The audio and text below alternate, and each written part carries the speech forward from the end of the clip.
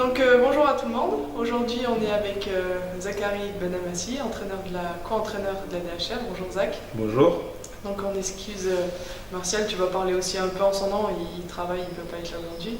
Donc on va faire un petit retour, un petit bilan de cette saison qui s'est bien finie puisqu'elle se traduit par une montée en DH. Donc déjà félicitations. Merci. Donc juste rapidement, donc vous finissez premier avec 2 points d'avance sur l'Inde. Votre bilan c'est 15 victoires, 4 matchs nuls et 3 défaites. Vous êtes la meilleure attaque avec 49 buts et vous avez la deuxième meilleure défense avec 18 buts encaissés. Le premier c'est l'Inde. Première meilleure défense avec 10 buts. Pour toi, un temps fort à retenir sur cette saison? Le temps fort, ayant la mémoire courte, c'est forcément le dernier match à l'Inde, où ça a été un match très compliqué. L'Inde avait à cœur de nous battre pour finir premier.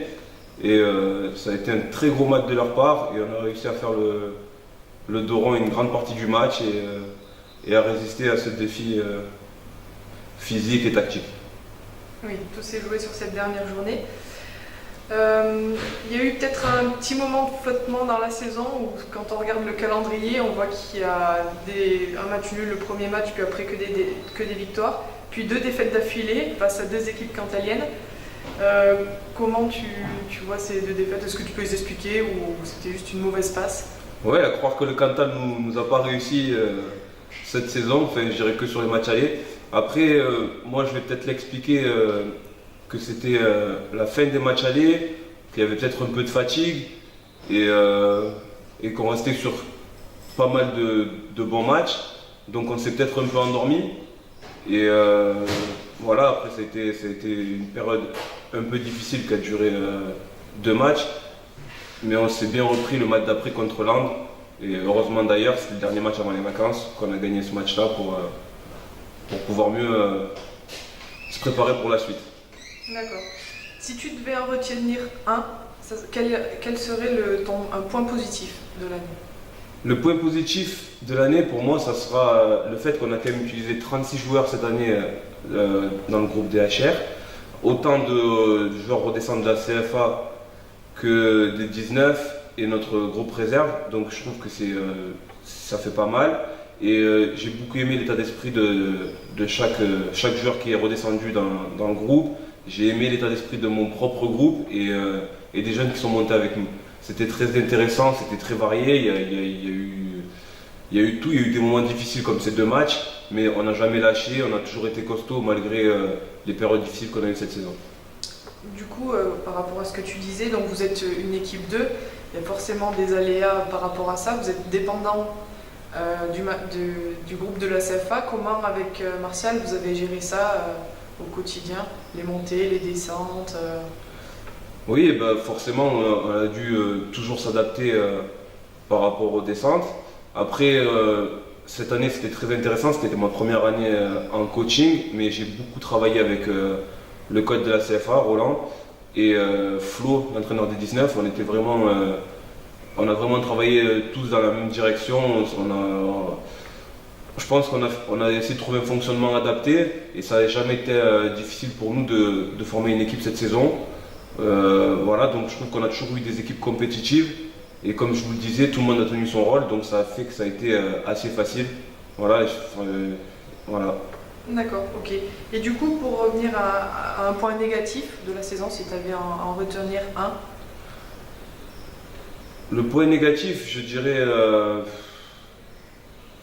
moi c'est plutôt ce qui m'a gêné, c'est 2 matchs où on a mené au score rapidement, 2-0 à la mi-temps, et une fois on a perdu, dont Arpajon, où on mène 2-0 à la mi-temps et on perd 3-2, et à Ambert, où on menait 2-0 à la mi-temps et on finit par 2-2. Ouais. Donc voilà, ça a été pour moi 2 contre-performances qui en tant que nouveau coach m'a fait pas mal réfléchir.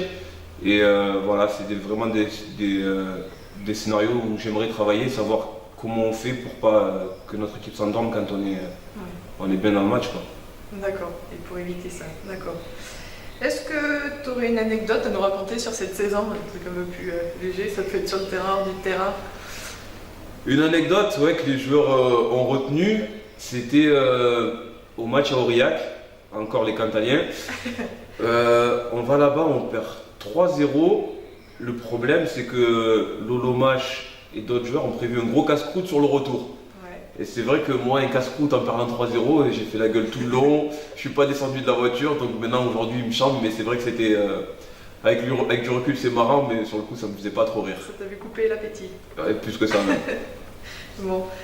Et on va du coup parler un peu brièvement de l'année prochaine. Est-ce que ça sera toujours toi l'entraîneur de l'équipe 2 de l'ADH du coup? Oui, j'ai rencontré les dirigeants en début de semaine. Donc normalement, je devrais être sur l'équipe 2 l'année prochaine. Voilà, maintenant, je sais pas ce que va faire Martial. Donc à voir, mais je pense qu'avec, comme je joue encore avec le groupe CFA, et que les matchs sont souvent le samedi en DH, il va falloir trouver une personne avec qui on va pouvoir partager ensemble, qu'on ait les mêmes idées et les mêmes objectifs pour pouvoir coacher à deux cette équipe de DH pour essayer de l'amener le plus haut possible. D'accord. Du coup, quels sont les objectifs l'année prochaine? C'est d'abord le maintien ou... Mais les objectifs, pour moi, c'est les dirigeants qui vont me les fixer. Pour l'instant, on n'en a pas encore parlé, mais personnellement, moi, je vois bien un maintien rapide et un bon parcours en Haute-Loire, en Coupe de Haute-Loire. Ouais. D'accord. Frustré un peu de cette année du coup? Légèrement. Après, c'est les aléas du football. Bon, on a la chance de monter, donc ça fait que ça efface un peu tout ça. Mais ouais, peut-être un peu. Peut-être quand je suis allé voir les deux demi-finales là, cette année, ça donne quand même envie d'y être. Oui. D'accord. Ben, écoute, merci. Du coup, comme c'est l'Euro, est-ce que tu as un pronostic pour l'équipe de France? Tu penses qu'elle va aller jusqu'où? Alors, j'ai eu l'occasion de jouer un petit jeu qui nous disait de faire le parcours idéal de toutes les équipes. Et j'ai vu que la France, si tout se passait bien, ils accédaient au quart et ils tombaient contre l'Allemagne. Alors c'est où ils perdent contre l'Allemagne, ou ils gagnent la Coupe d'Europe. Donc, en quart de finale. Ouais, pour toi, c'est ils passent ou ils passent pas? Justement, en quart. Ah, moi, je vais dire qu'ils passent parce que voilà, j'aime bien cette équipe et j'espère vraiment qu'ils vont faire quelque chose. D'accord, donc finaliste pour même gagnant. Gagnant. Gagnant. Et est-ce que tu as un joueur préféré là dans ton groupe?